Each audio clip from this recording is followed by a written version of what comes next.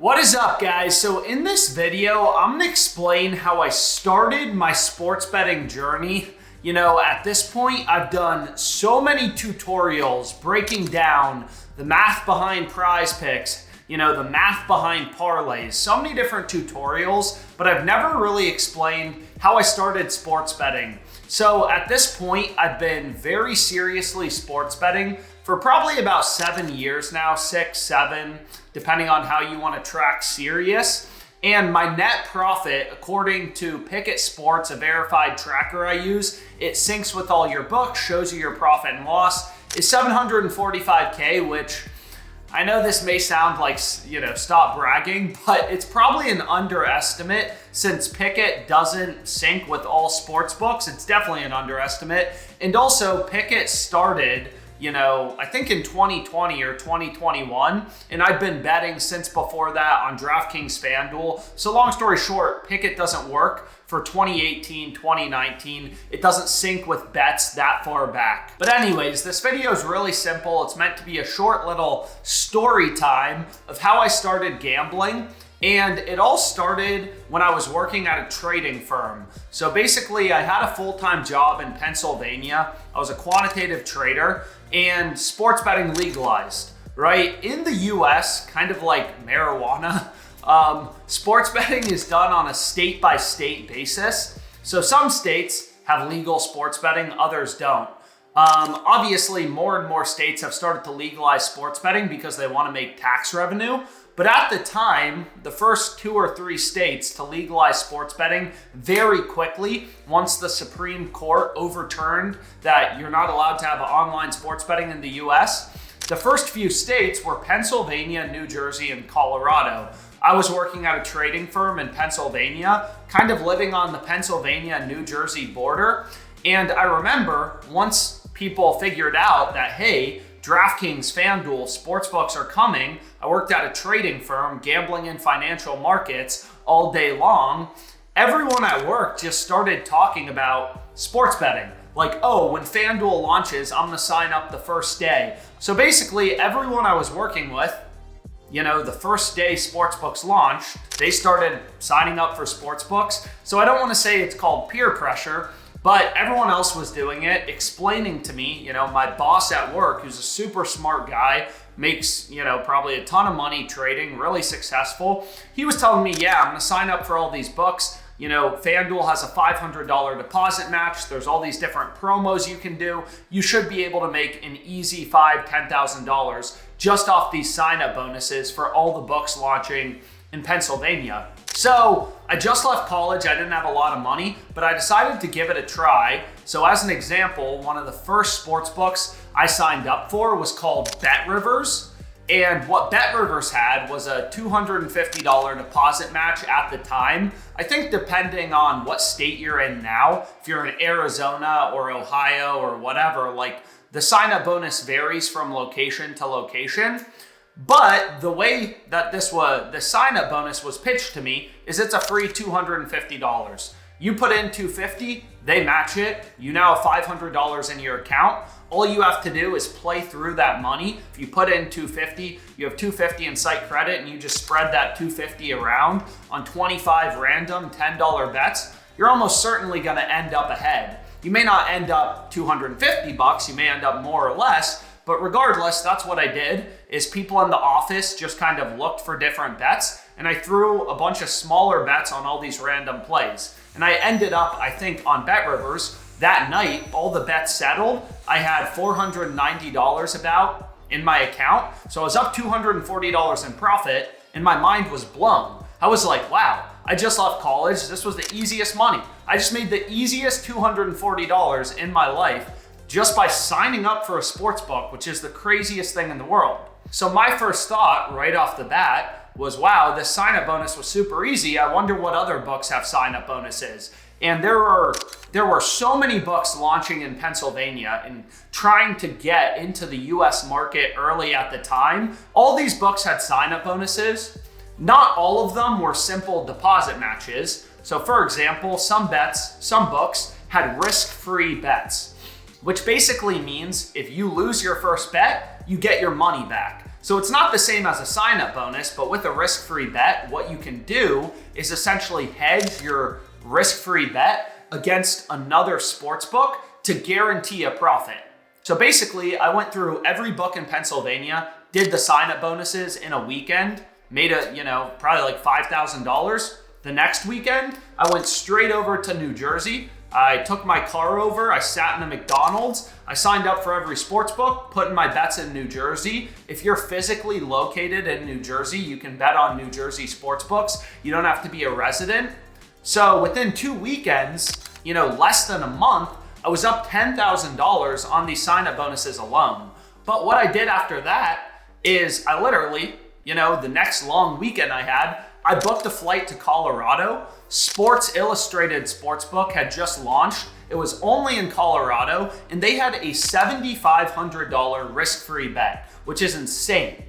$7,500. So basically, you lose your first bet, you get your money back, which is crazy if you think about it, right? You could literally take that sign-up bonus. If you have enough capital to hedge the other bet, you could make a risk-free profit of like $4,000, $5,000 at the minimum. So this paid for my flight, this paid for my hotel, everything. So the first thing that came into my head is, I'm making a lot of money sports betting. I made more money sports betting this month than basically I made in my job, and all it took was a few hours every weekend.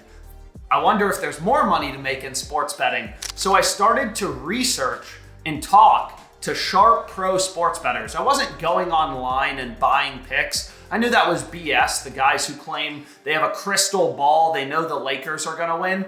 I knew that was BS. So I talked to people at work who were, traders. So they obviously have some sense of markets, gambling. And I learned from people at work. And then I spent a ton of time researching on my own. How do professional sports bettors make money? What are the strategies they're using? And that's kind of when I stumbled across strategies like arbitrage, positive EV, and middle betting, which is basically every betting tool that you see on OddsJam today. This is how the pros did it, right? Like what OddsJam really did is it took the tools that professional sports bettors were using but kept secret. They weren't public, right? That syndicates were using, and made them public for everyone else. So I was doing a few things, right? I was learning about sports betting, I was learning about strategies, and also as more and more states legalized online gambling, I would travel to them. Tennessee legalized online sports betting. I went right to Tennessee, and I took advantage of every book's sign-up bonus. A ton of these sports books at the time, like WinBet, which unfortunately is now out of business, and BetMGM, they would let you do the sign-up bonus in each state. So basically, if you signed up for BetMGM Tennessee, you would get an $1,000 deposit bonus. Then you could sign up for BetMGM Pennsylvania and get an $1,000 deposit bonus. As long as you're physically located in that state, you could sign up for the Sportsbooks app in that specific state, and you would get a new sign-up bonus, which is absolutely insane if you think about it. But aside from bonuses, what I started to do is just research how else can I make money? And that's kind of when I stumbled onto arbitrage betting. I just graduated from college, I didn't have a ton of money, so I wanted to grow my bankroll in a pretty low risk way. And I kept reading about arbitrage betting and how great it is when, there are a lot of sports books in your state. Arbitrage betting is super simple.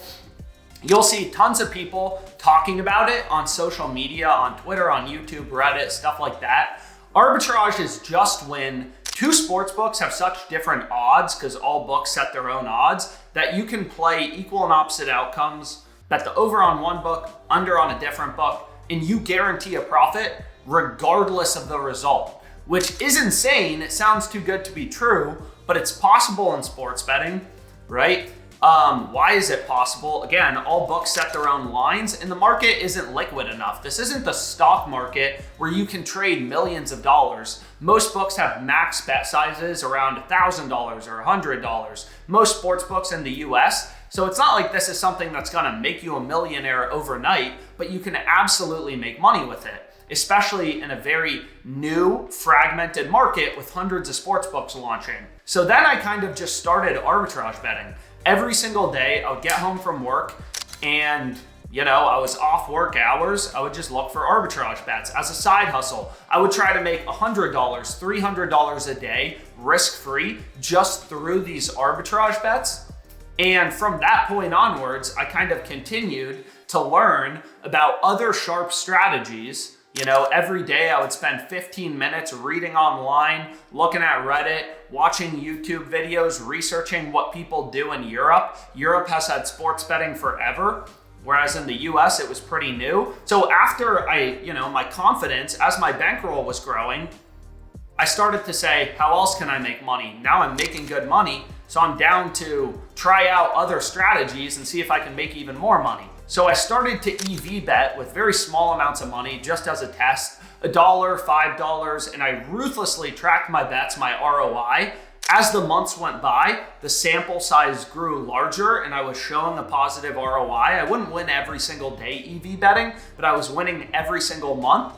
From that point onwards, I said, if I'm making money with this strategy, I'm gonna add it in. It's a little higher risk, higher return, kind of like investing in the stock market versus bonds. But from that point onwards, I just ruthlessly tracked my bets, started small for any new betting strategy I wanted to try. I tracked all my bets over a very large sample size. I'm not saying 10 bets. I'm talking about thousands of bets. Typically in a given day, I'm placing at least 30, 40, 50 bets, right? Law of large numbers. As a sports bettor, nobody has a crystal ball. All you want to do if you have an edge is maximize volume. If you have an edge over the books, you want to place as many bets as possible in a given night. You know what I mean? So that's kind of my journey, and from there it just kind of took off. Then I was arbitrage, EV betting, middle betting, and at that point I was like, this is more fun and I'm making really good money. I don't need this full-time job. I'm gonna do this, and worst case, whatever. I can probably go back to school if sports books all go out of business or legislation is changed, and I'll be able to get a job. But anyways, I hope you found this video helpful. If you have any questions, comment them below. Let me know what other video ideas you guys want to see. I'm happy to do them. I'm super excited for football season. Thanks so much for your time.